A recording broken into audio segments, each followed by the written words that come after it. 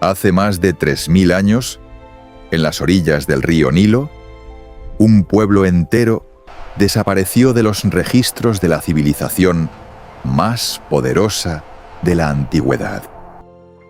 Cientos de miles de almas, esclavos, constructores de ciudades eternas, artesanos del adobe y la piedra, se esfumaron del mayor imperio del mundo, conocido sin dejar, aparentemente, ni una huella en la arena ardiente del desierto. Los escribas del faraón no anotaron su partida. Los muros de los templos no registraron su fuga. Y sin embargo, su historia sobrevivió grabada en el corazón de millones de personas a lo largo de 100 generaciones, transmitida como la memoria más sagrada de un pueblo que creyó, con una fe inquebrantable, que su Dios había partido el mar en dos para salvarlos.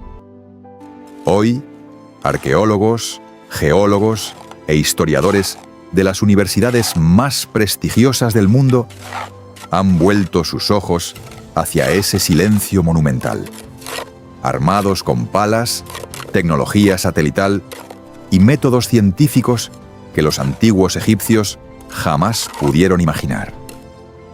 Lo que han encontrado en las arenas del delta del Nilo, en las tumbas olvidadas de Tel el-Dabá, en los estratos geológicos del Sinaí y en los papiros deteriorados por el tiempo, ha sacudido los cimientos del debate histórico con una fuerza comparable a las mismas plagas que el libro del Éxodo describe con sobrecogedor detalle. Porque la pregunta, que durante siglos pareció pertenecer exclusivamente al reino de la fe, hoy se ha convertido en uno de los misterios arqueológicos más apasionantes, más complejos y más hermosos que la humanidad ha intentado resolver jamás. Imagina por un momento el horizonte del antiguo Egipto, hace más de 3000 años. Las pirámides ya tenían 1000 años de antigüedad, cuando un pueblo de pastores semíticos comenzó a levantar, bajo el látigo implacable de los capataces del faraón, dos de las ciudades más grandes del mundo conocido. Sus nombres eran Pitón y Ramsés, y su historia, sepultada bajo toneladas de sedimento nilótico, guardaría el secreto más debatido de la historia de la humanidad. El libro del Éxodo, segundo libro de la Biblia hebrea, narra con una intensidad sobrecogedora cómo los hijos de Israel, descendientes del patriarca Jacob, llegaron a Egipto como huéspedes honrados en los tiempos del poderoso José, y se convirtieron, generaciones más tarde, en una nación de esclavos olvidados. El capítulo 1, versículo 11, lo dice con una claridad brutal. Y pusieron sobre ellos comisarios de tributos que los molestasen con sus cargas, y edificaron las ciudades de almacenamiento, Pitón y Ramsés, para el faraón.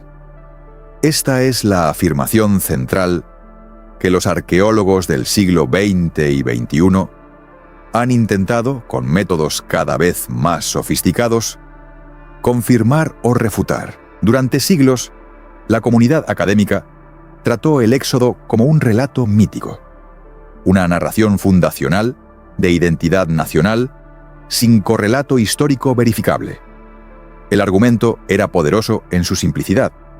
Si cientos de miles de personas, algunos textos sugieren cifras de 600.000 familias, hubieran vivido en Egipto y luego marchado por el desierto del Sinaí durante 40 años, deberían haber dejado rastros imposibles de ignorar.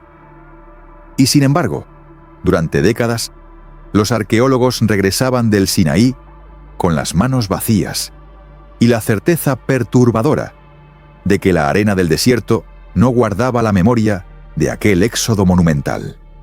La arqueología, sin embargo, es una ciencia que premia la paciencia y castiga las conclusiones apresuradas. Fue precisamente esa paciencia la que condujo al arqueólogo austríaco Manfred Wietak, a partir de la década de 1960, al sitio de Tel el Daba, en el delta oriental del río Nilo, en una región que los textos bíblicos llaman la tierra de Gosén. Lo que encontró allí en las siguientes décadas sacudiría los fundamentos del debate académico con una fuerza que nadie había anticipado. Tel el Daba resultó ser, con altísima probabilidad, la antigua ciudad de Avaris, capital de los invasores hicsos que dominaron Egipto durante más de un siglo. Los hicsos, cuyo nombre en egipcio antiguo significa algo cercano a gobernantes de tierras extranjeras, eran un pueblo de origen semítico, proveniente de Canaán, la misma región que la Biblia identifica como la tierra prometida de los patriarcas hebreos. Su presencia masiva en el delta del Nilo, documentada arqueológicamente desde aproximadamente el año 1850 a.C., constituye la primera y más poderosa evidencia de una población semítica en Egipto que coincide, en términos cronológicos, con el período patriarcal descrito en el libro del Génesis. Las excavaciones de Wietak revelaron algo todavía más perturbador y hermoso a la vez. En Tel el Daba, los arqueólogos encontraron enterramientos semíticos que no seguían las costumbres funerarias egipcias, sino las tradiciones cananeas. Tumbas con ajuares de estilo levantino, huesos de asnos sacrificados junto a los difuntos, una práctica conocida en Canaán, pero completamente ajena a la cultura egipcia. Y en una de las sepulturas más espectaculares del sitio, la tumba de un personaje de altísimo rango que llevaba una peluca policromada de 17 colores, símbolo inequívoco de un extranjero en una posición de extraordinario poder en la corte egipcia.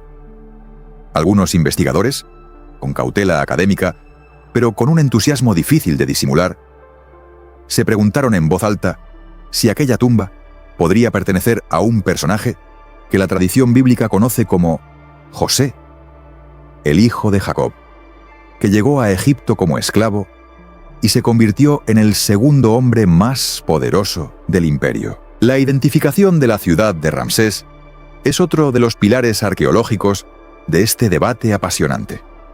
Durante generaciones, los historiadores discutieron sobre la ubicación exacta de la ciudad que el Éxodo menciona como el gran proyecto constructor de los esclavos hebreos. La hipótesis más aceptada hoy, sustentada por décadas de excavaciones en el sitio de Cantir, en el delta del Nilo, es que la antigua Pi Ramsés, la casa de Ramsés, fue efectivamente una ciudad colosal, construida durante el reinado del faraón Ramsés II, y que su ubicación coincide precisamente con la región donde los textos arqueológicos y bíblicos sitúan los asentamientos de los trabajadores semíticos. Aquí, sin embargo, el debate se vuelve más complejo y apasionante todavía. Si la ciudad de Ramsés fue construida durante el reinado de Ramsés II, entonces el éxodo habría ocurrido en el siglo XIII a.C., lo que convertiría a ese gran faraón guerrero, el constructor de Abu Simbel, el firmante del primer tratado de paz de la historia conocida, en el faraón de la opresión o de la liberación. Esta es la teoría más popular en la cultura occidental, inmortalizada en innumerables películas y documentales que han marcado la imaginación de generaciones enteras. Pero hay otra corriente académica igualmente respetada que sitúa el éxodo varios siglos antes, alrededor del año 1446 a.C., basándose en una lectura literal del texto del primer libro de los Reyes, capítulo 6, versículo 1, que señala que la construcción del templo de Salomón ocurrió 480 años después de la salida de Egipto. Esta discrepancia cronológica no es un detalle menor, ni una curiosidad académica sin consecuencias. Es el corazón mismo del problema. Si el éxodo ocurrió en el siglo XV a.C., entonces debemos buscar sus huellas en un período y en un contexto completamente diferentes, con un faraón diferente y con una Egipto diferente. Si ocurrió en el siglo XIII, la evidencia arqueológica disponible es más abundante, pero también más problemática, porque los registros egipcios de ese período son extraordinariamente detallados y no mencionan en ningún momento una huida masiva de esclavos semíticos. Y es precisamente ese silencio, ese vacío documental en los archivos del imperio más burocrático de la antigüedad, lo que ha alimentado durante décadas el escepticismo de numerosos arqueólogos que argumentan que el Éxodo, tal como lo describe la Biblia, simplemente no pudo ocurrir a la escala que el texto sagrado relata. Y sin embargo, el silencio de los archivos egipcios no es necesariamente la última palabra de la historia. Los faraones tenían una práctica bien documentada de borrar de los registros oficiales todo aquello que consideraban vergonzoso o contrario a la narrativa del poder divino del Estado. La derrota, la humillación, la pérdida de una fuerza laboral entera. Así lo entendemos cuando observamos cómo la faraona, Hatshepsut, fue sistemáticamente eliminada de los monumentos después de su muerte, o cómo las reformas religiosas del faraón Akenatón fueron destruidas con una meticulosidad casi obsesiva por sus sucesores. El silencio, en el mundo de los faraones, podía ser la forma más elocuente de confirmar que algo verdaderamente importante había ocurrido. Nos encontramos, entonces, al inicio de una investigación que no tiene respuestas simples, pero que posee, en cada una de sus capas, una profundidad y una belleza que trascienden la mera curiosidad histórica. Las arenas del delta del Nilo guardan memorias de un pueblo que vivió, construyó, sufrió y esperó con una fe que los siglos no han podido apagar. Y mientras los arqueólogos continúan excavando con paciencia y rigor, la pregunta permanece suspendida sobre el desierto como lo ha estado durante 3 milenios. ¿Salió realmente de Egipto una nación entera, guiada por un solo hombre y por la mano de un Dios que prometió no abandonarla jamás? Pero antes de continuar con este viaje extraordinario hacia el corazón del misterio más hermoso de la antigüedad, te invitamos a suscribirte a este canal y a dejar tu me gusta en este video. Tu apoyo nos permite continuar creando contenido como este, que conecta la historia, la ciencia y la fe de una manera que pocas voces se atreven a explorar. Cada suscripción es una señal de que este tipo de preguntas todavía importan y que la búsqueda de la verdad sigue siendo el ejercicio más noble que un ser humano puede emprender.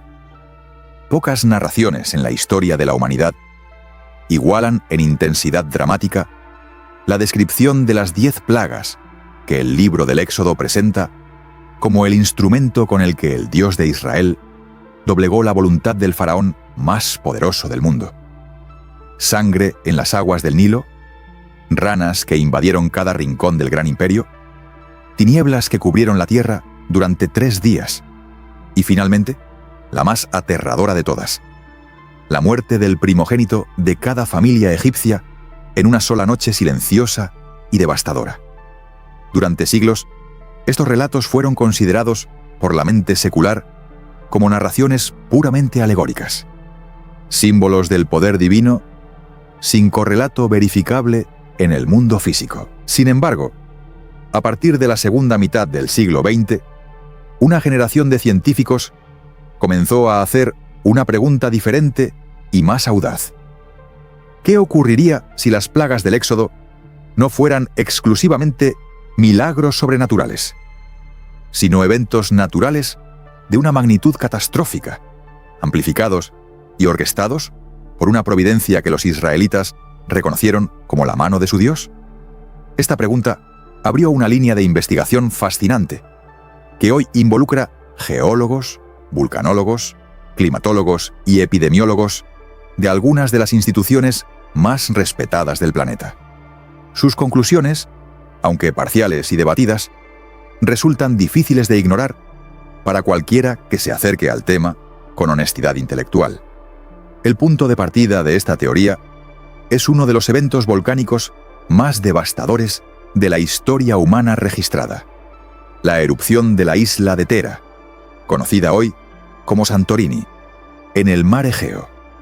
Esta erupción catastrófica, que los geólogos datan con cierta controversia cronológica entre el año 1600 y el 1500 a.C., habría lanzado a la atmósfera una cantidad de ceniza y dióxido de azufre suficiente para alterar el clima del Mediterráneo oriental durante años. Las consecuencias en cadena de este evento, transportadas por los vientos hacia el delta del Nilo, podrían explicar con una coherencia sorprendente la secuencia exacta de las plagas descritas en los capítulos 7 al 12 del libro del Éxodo. El mecanismo es tan elegante como perturbador. La ceniza volcánica y los gases sulfurosos lanzados por Thera habrían contaminado las aguas del Nilo con óxidos de hierro, tornándolas de un color rojizo que el texto bíblico describe como sangre. El envenenamiento del río habría expulsado a las ranas hacia tierra firme en masa, desencadenando una proliferación sin precedentes de insectos que a su vez transportaron enfermedades devastadoras al ganado y a los seres humanos. Las tinieblas podrían corresponder a las nubes de ceniza volcánica que oscurecerían el cielo durante días enteros, y la muerte de los primogénitos podría explicarse, según algunos investigadores, por la concentración de gases tóxicos en los niveles bajos de las viviendas egipcias, donde dormían los hijos mayores según las costumbres funerarias y domésticas de la época. Esta teoría, conocida en los círculos académicos como la hipótesis de Thera, no es una especulación marginal ni una curiosidad de aficionados. Ha sido publicada en revistas científicas de alto impacto y debatida con seriedad por especialistas de distintas disciplinas. El papiro Ipuwer, un documento egipcio conservado en el Museo de Leiden, en los Países Bajos, describe con un paralelismo desconcertante una serie de calamidades que habrían sacudido Egipto en la antigüedad, incluyendo aguas que se vuelven rojas, una oscuridad que cubre la tierra y una mortandad generalizada que transforma el orden social del reino. Aunque la datación exacta de este documento es motivo de debate entre los expertos, su existencia es un testimonio extraordinario de que algo verdaderamente catastrófico marcó la memoria colectiva del antiguo Egipto. Pero las plagas son solo el preludio de la escena más icónica de todo el relato bíblico: la apertura del mar. El Éxodo, capítulo 14, versículos 21 y 22, describe el momento con una precisión casi cinematográfica. Y extendió Moisés su mano sobre el mar, e hizo el Señor que el mar se retirase por un recio viento oriental toda aquella noche. Y volvió el mar en seco, y las aguas quedaron divididas. Entonces los hijos de Israel entraron por en medio del mar en seco, teniendo las aguas como muro a su derecha y a su izquierda. La pregunta que ha perseguido a generaciones de lectores es siempre la misma: ¿pudo ocurrir esto en el mundo físico, tal como lo conocemos? En el año 2010, un equipo de investigadores del Centro Nacional de Investigación Atmosférica de los Estados Unidos publicó un estudio que modeló computacionalmente el efecto de un viento fuerte y sostenido sobre una laguna poco profunda en el delta del Nilo. Sus cálculos demostraron que un viento de aproximadamente 100 km por hora, mantenido durante varias horas sobre una zona de aguas bajas, como la que podría corresponder al cruce descrito en el Éxodo, sería capaz de empujar el agua hacia atrás y crear un corredor de tierra firme de aproximadamente 3 kilómetros de longitud y 5 kilómetros de ancho. Este fenómeno, conocido en oceanografía como retroceso de aguas por viento, ha sido observado en tiempos modernos en distintos cuerpos de agua alrededor del mundo, lo que le otorga a la descripción bíblica una plausibilidad física que resulta imposible desestimar con ligereza. La ubicación exacta del cruce es otro de los grandes enigmas del relato. Diferentes tradiciones y escuelas académicas han propuesto sitios tan distintos como el Golfo de Suez, el Golfo de Aqaba, el lago Timsá y las lagunas del delta oriental del Nilo. Y cada propuesta tiene sus defensores apasionados y sus críticos igualmente apasionados.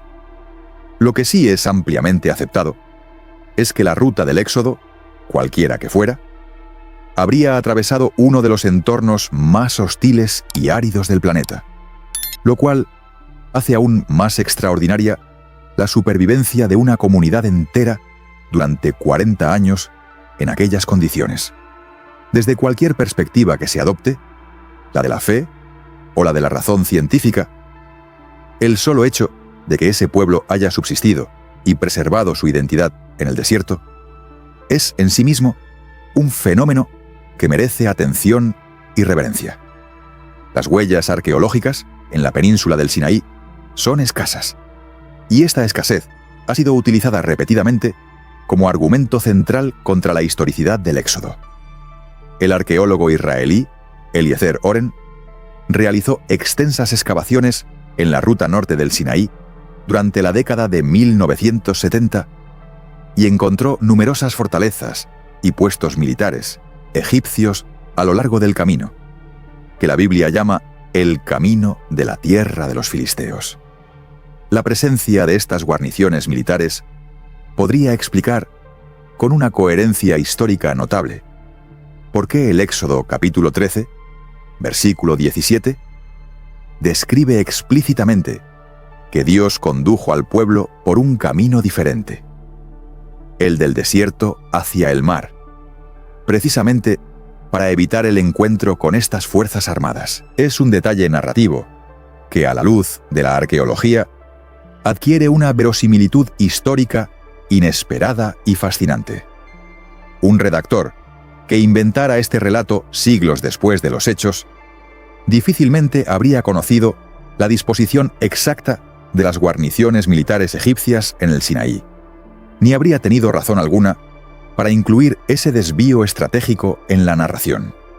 La arqueología, en este caso, no refuta el texto, sino que lo ilumina desde un ángulo que los propios autores bíblicos quizás no anticiparon que algún día sería posible verificar.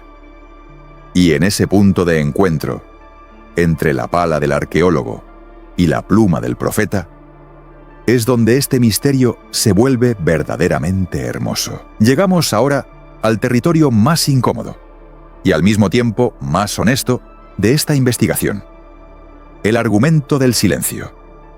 En arqueología, la ausencia de evidencia no es automáticamente evidencia de ausencia, pero tampoco puede ser ignorada indefinidamente cuando la escala del evento que se busca verificar es tan monumental como la que describe el libro del Éxodo. Si 600.000 familias, una cifra que algunos estudiosos elevan a más de 2 millones de personas en total, marcharon por el desierto del Sinaí durante décadas, la lógica indica que deberían haber dejado rastros imposibles de borrar: campamentos, enterramientos, fragmentos de cerámica, pozos excavados, fogones abandonados. Y durante décadas, la arqueología sistemática del Sinaí no encontró nada de eso. El arqueólogo israelí Zeev Herzog, de la Universidad de Tel Aviv, publicó en el año 1999 un artículo que provocó una tormenta intelectual en Israel y en el mundo académico internacional. Su argumento central era directo y devastador en su brevedad. Israel nunca estuvo en Egipto. No hubo éxodo, no hubo conquista de Canaán. Las palabras de Herzog no eran las de un provocador marginal, sino las de uno de los arqueólogos más respetados de su generación, respaldado por décadas de excavaciones en el territorio de la antigua Israel y por una familiaridad profunda con los registros arqueológicos de todo el levante mediterráneo. Su conclusión sacudió a creyentes y académicos por igual y abrió un debate que todavía no ha encontrado una respuesta definitiva. Sin embargo, la posición de Herzog y de quienes comparten su escepticismo tiene una debilidad metodológica que sus críticos señalan con insistencia. Asume que el éxodo bíblico ocurrió exactamente con las cifras y las características que una lectura literal del texto hebreo podría sugerir. Pero los estudiosos de la Biblia hebrea llevan siglos advirtiendo que los números en los textos del antiguo Oriente Próximo funcionaban con frecuencia como expresiones simbólicas de grandeza y no como censos demográficos precisos. La palabra hebrea Elef, que los traductores suelen verter como 1000, podría referirse igualmente a una unidad militar, a un clan familiar o a un grupo de combatientes. Si el éxodo involucró no a 2 millones de personas, sino a unos pocos miles de familias semíticas que escaparon de Egipto en condiciones de sigilo y urgencia, la expectativa arqueológica se transforma radicalmente y la ausencia de evidencia masiva deja de ser tan elocuente. Esta reinterpretación numérica no es una concesión desesperada de los creyentes ante la presión secular. Es una posición académicamente respetable que tiene defensores en las universidades más rigurosas del mundo.